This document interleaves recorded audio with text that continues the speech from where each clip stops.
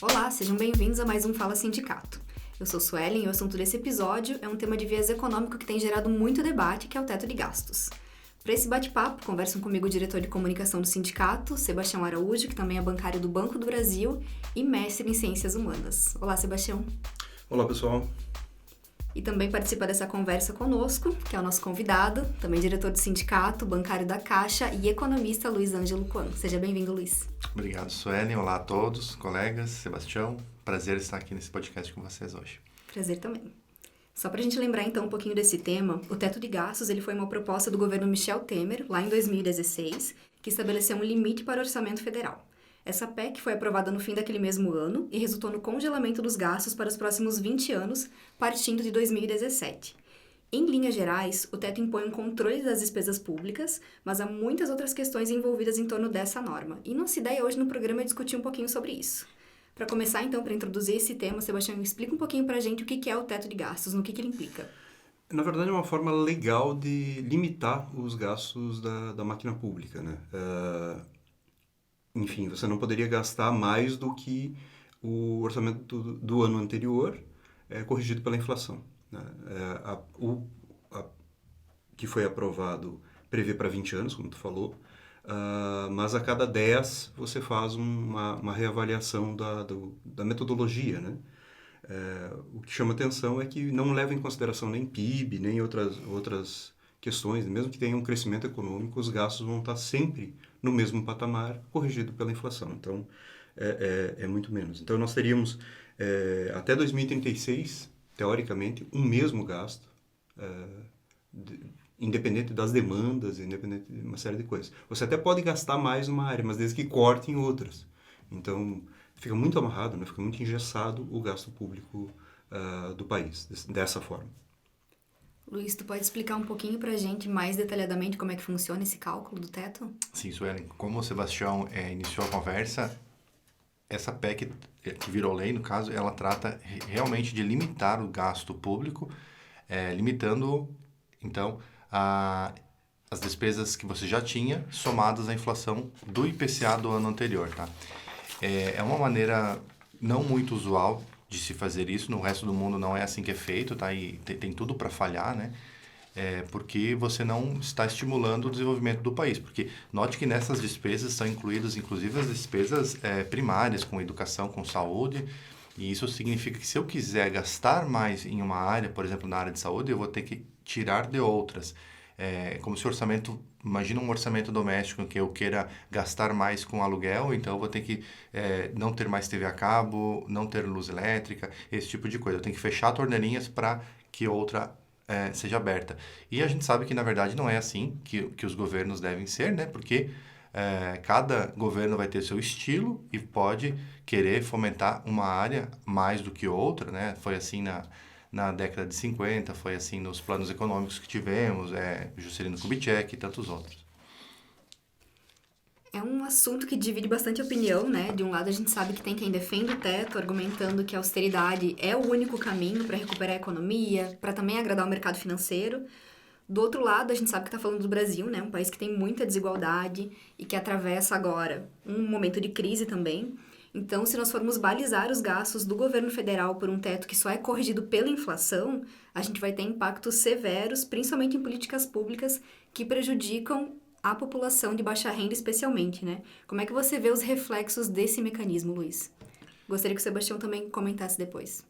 Claro, eu acho que a palavra da vez para o país é flexibilidade, né? Qualquer regra que seja rígida demais, né? Ela tende a não funcionar, tende a falhar. E eu acho que, de modo geral, o teto de gastos ele já se mostrou falho, né?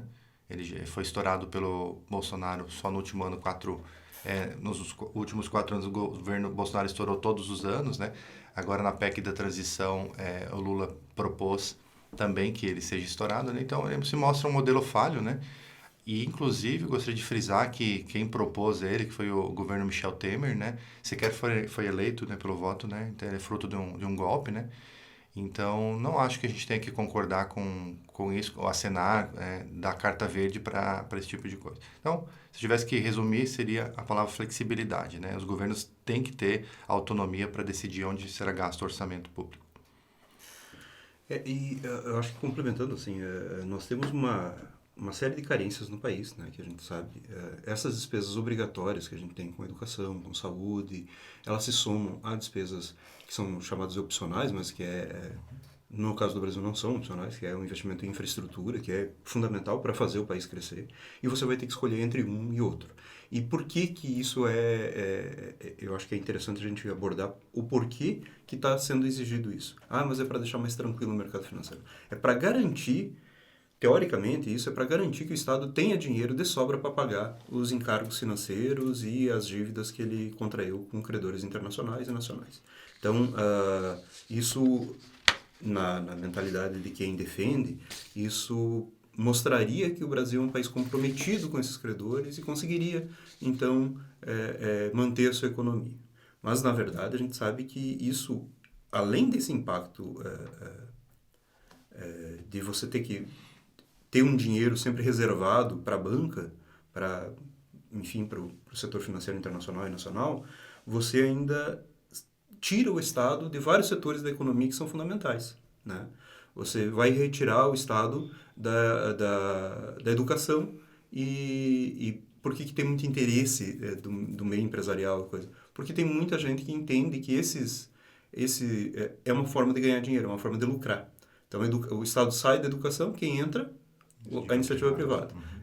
O Estado sai da saúde, quem entra? Os planos de saúde privados, os hospitais, etc. E a gente sabe que isso não é inclusivo, né? Isso é uma forma muito é um Robin Hood às avessas, né? Tira do pobre para dar para o rico. Então você vai ter um Estado que não vai dar retorno praticamente nenhum para a sociedade, porque ele vai estar comprometido em investir em infraestrutura, ele vai ter que continuar investindo nisso à medida que o país cresce, e não vai estar comprometido com as despesas que o país mais precisa, né? Que é resolver a parte de educação, de saúde, os investimentos em uma renda mínima, tudo isso fica comprometido dessa forma tão truncada de gasto público, né? E, ao mesmo tempo, atende esse pessoal que quer, na verdade, um filão, uma parte dos gastos da população, né, com essas despesas obrigatórias. Só complementando também, Suelen, que o arcabouço fiscal do teto de gastos, ele não é o único, né? A gente já utilizou outros arcabouços fiscais, como, por exemplo, a meta de inflação, especialmente nos governos Lula e Dilma anteriores, e sempre funcionou, na maior parte das vezes, muito bem. Então, para mostrar, assim, inclusive o mercado financeiro sabe disso, né? Que não é o único arcabouço, a única técnica fiscal que se tem para lidar com o gasto público, o teto de gastos. Eu diria que essa é a maneira mais simplória, talvez, e toda resposta simples, né, geralmente está errada, né, para se lidar com o orçamento público, né? Inclusive, agora, a ideia no próximo mandato é tirar o teto, mas substituir por outro arcabouço, né? Não quer dizer que vai ficar descontrolado, né, a questão das contas públicas. De maneira alguma, né? A gente tem a questão também das chantagens do Congresso, né? O orçamento secreto, por exemplo, é um exemplo disso, né? O Congresso vinha recebendo esse benefício que custa muito aos cofres públicos, e agora o novo governo tem o desafio de lidar com esse mesmo Congresso, que, de modo geral, eu diria que é quase o mesmo, né? Não teve uma parcela de renovação tão significativa assim. E tem esse desafio também, né? Então, fica posto, né, essas dificuldades. Sim, e reforçando isso que tu está colocando, da questão das chantagens do Congresso, as verbas de manutenção do Congresso e das Forças Armadas estão excluídas do teto de gastos. Então você percebe, assim, onde há um setor que tem algum peso, esse fica fora. Não vai ser afetado. Não né, vai ser dependendo do afetado. que Quem vai ser acontecer. afetado é o pobre.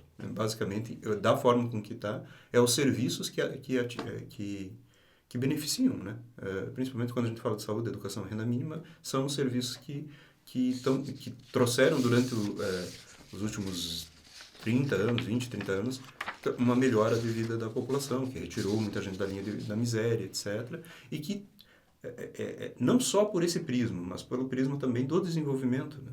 Porque você elege um governo com um viés mais social. Ele vai querer investir todo o dinheiro dentro do teto nas despesas obrigatórias. E daí você não vai ter nenhum investimento em infraestrutura. Então, quer dizer, você não vai conseguir ter ter uma melhora do PIB, uma melhora da economia, porque você está gargalado já há muito tempo pela infraestrutura deficitária do Brasil. E, ao mesmo tempo, também, as despesas obrigatórias como educação é o que vai gerar trabalhadores mais capazes, é o que vai aumentar a produtividade do trabalho. Sem esse investimento, a gente sabe que não há a possibilidade de desenvolvimento do país. Então, você está amarrando o país de uma forma terrível, assim, né? É aquele negócio do ganho imediato de alguns empresários à frente do interesse maior do país. E fica uma faca de dois gumes, porque ao mesmo tempo que você quer que a inflação seja pequena, você trabalha para reduzir a inflação. Se a inflação cai, o gasto público também cai, porque ele é corrigido por ela apenas. Então, de certo modo, o governo fica com o coração partido, porque ele quer que a inflação aumente para ele poder gastar mais, mas ele também não quer que a inflação aumente, porque a inflação é sempre nociva para a economia. Voltando ainda um pouquinho sobre a reação do mercado financeiro, né, a relação com o teto de gastos, os impactos que isso provoca, se fala muito também que o fim do teto de gastos pode quebrar o país, né, por causa do aumento da dívida pública. O que vocês pensam sobre isso? Eu acho que, de certa forma, a ideia de quebrar o país é sempre usada, né? Alguns outros termos são usados para ameaçar as pessoas, como fantasma do comunismo, entre outros, né?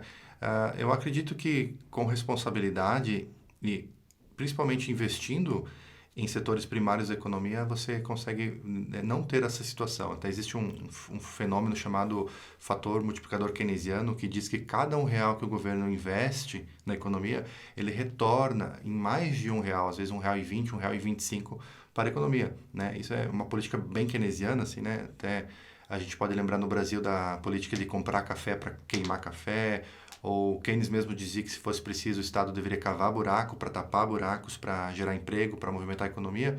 E essa é a resposta, inclusive, que tirou o mundo da recessão de 1929, né?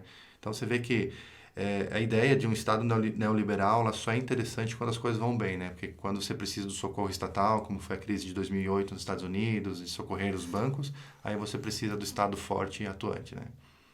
Eu assisti um debate recentemente sobre a questão do teto de gastos, né? Porque agora está muito em voga, e ficou bem claro, porque a pessoa que defendia quis defender a permanência do teto de gastos, como credibilidade internacional. Só que a pessoa que estava contra o teto de gastos colocou, não, mas aonde no mundo se usa?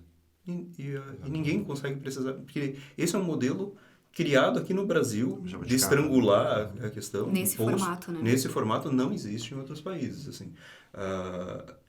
Então fica evidente, né? Na verdade é uma coisa demandada por determinados setores da nossa sociedade para determinados fins e que não atende o interesse do país. Lembrando, né, que foi conduzida por Michel Temer, que também implantou as reformas trabalhistas e previdenciárias no país, né? Ou seja, ele foi um terceirizado do mercado financeiro, dos setores mais pujantes da economia para fazer reformas em desfavor do povo, né? E lembrando que ele sequer eleito foi, né? Vocês já comentaram um pouquinho sobre a importância de flexibilizar esse tipo de medida. Então, é uma decisão estratégica e também necessária, considerando a situação do nosso país nesse momento, né? Da crise, da volta da fome, mudar a forma de encarar determinados gastos do poder público para conseguir, por exemplo, unir responsabilidade fiscal à preocupação com a justiça fiscal. Fiscal não, social, desculpa. O que está em jogo? Posso falar? Pedi só para você repetir a pergunta, Sônia, desculpa a parte final dela. A importância da gente reunir a responsabilidade fiscal à preocupação social. Sem dúvida, né? A responsabilidade social, para mim, ela deve vir muito antes da responsabilidade fiscal. Não faz sentido você falar em fiscal quando você vê o povo na rua sem ter o que comer, né? Teve uma frase do Lula que ele falou que o mercado deve se preocupar que a criança tivesse leite de manhã e uma refeição à noite, né? É nesse sentido, eu acho, né? O mercado gosta de opinar naquilo que lhe convém, porque não opinou quando o presidente Bolsonaro falou sobre cloroquina, falou em desfavor das vacinas, né? Fez o que fez, que todo mundo sabe, não precisa nem lembrar, né? Então, você vê que o mercado não deve apitar. Até porque eu gosto sempre de lembrar, né, que quando se fala em mercado, né, a gente está falando de uma porção pequena de investidores que no Brasil, para você ter uma ideia, é menos do que a população carcerária do país, tá? Então, a gente tem que ser guiado, inclusive, por essas estatísticas, né? E essa reação do mercado a qualquer questionamento do teto de gastos e essa noção de que a economia não passa pelas necessidades da população, ela é muito casuística, né? A gente não viu críticas do mercado aos 4 anos como tu colocou, né? Os 4 anos de ultrapassagem do teto ali pelo governo enfim, que tinha o Guedes na economia. As últimas alterações foram puramente na tentativa de reverter algum resultado eleitoral adverso, né? Bom, foi uma gestão econômica e o mercado nunca falou nada. Aí agora que se fala para melhorar a vida da população, para manter bolsas e etc., que foram necessárias, né? Foram aprovadas pelo Congresso e necessárias no momento da pandemia, aí o mercado quer intervir, quer discutir nomes, enfim. Isso é muito casuísmo, é muito complicado. Se a gente cair nesse tipo de chantagem que o mercado está fazendo, a gente vai estar novamente amarrado, rígido, num sistema ultra rígido e que não compreende grande parte da população. Vai discutir mercado, vai discutir investimentos estrangeiros que nunca vêm, né? Porque também a gente fica falando nós temos que mudar a nossa economia, trazer mais segurança jurídica, trazer mais segurança financeira para os investimentos externos virem. E esses investimentos externos não acontecem. Não acontecem porque o cenário internacional, às vezes, é determinante, muito mais do que qualquer cenário. Então, a gente fica se maquiando, rebocando toda a cara, esperando o príncipe encantado que não está interessado, que está em outras paragens. Então, é muito, ao meu ver, assim, é muito complicado ter esse tipo de discussão e acompanhar a grande mídia, porque a grande mídia serve de eco para esse mercado e fica discutindo sempre a mesma coisa. Não, mas porque essa medida populista vai de alguma forma danificar a nossa economia. Não, essa medida é para atender uma população que realmente precisa do Estado. A gente tem que entender, o Estado ele é focado em diminuir as diferenças sociais, em melhorar a vida do povo e futuramente dar futuro para o país. E para isso precisa de investimento, para isso precisa investir em educação, em infraestrutura, como a gente já colocou. Sem dúvida. Para o fechamento, então, Sueli, eu gostaria só de frisar, né, que o que a gente está falando aqui não é que deva-se ter irresponsabilidade fiscal de maneira alguma, né? A responsabilidade fiscal é um dos pilares, né, de uma economia, assim como você tem a economia monetária, você tem a economia fiscal, que são importantes, mas o que a gente está colocando aqui é que o modelo de teto de gastos já se mostrou falho, né, e acho que foi acentuado, inclusive, pela política eleitoreira do presidente atual, nesse último ano, que abriu as torneiras assim, para tentar, literalmente, na minha opinião, comprar votos, né? Que foi muito menos questionada pelo mercado do Exatamente, que apenas um anúncio, né? Que não chega a ser nenhum projeto Exatamente. que, né, tá em andamento ainda. Só para você ter uma ideia, né? Essas despesas... Para começar, a lei, inclusive, veta, né? O TCU veta que sejam criados programas sociais no ano da eleição, então se passou por cima disso tudo, né? Mas, em desfavor, com essas despesas adicionais que se teve nesse último ano, né, com os programas de transferência de renda, assim, especialmente com fins eleitoreiros, a gente ficou sem dinheiro para o Farmácia Popular, por exemplo, ficou sem dinheiro para os bolsistas, pesquisadores, né? Tratamento de câncer. Tratamento de câncer, inclusive. Então, a gente não pode ficar refém disso, né? Então, o que a gente prega é responsabilidade fiscal, sim, mas que a gente vai conseguir criar um novo arcabouço fiscal. Com toda certeza a gente é capaz de fazer isso. Nós temos excelentes economistas no país, cabeças pensantes, cientistas, e acredito que a gente vai conseguir superar essa situação tão danosa para o nosso país. Luiz, muito obrigada então pela tua participação. Sebastião também pelas colocações. Nós agradecemos também quem tem acompanhado a gente por aqui. Se você tiver sugestões para o programa, pode entrar em contato conosco pelo WhatsApp 499-8804-0734 ou pelas redes sociais do sindicato. Até a próxima. Até a próxima. Até a próxima.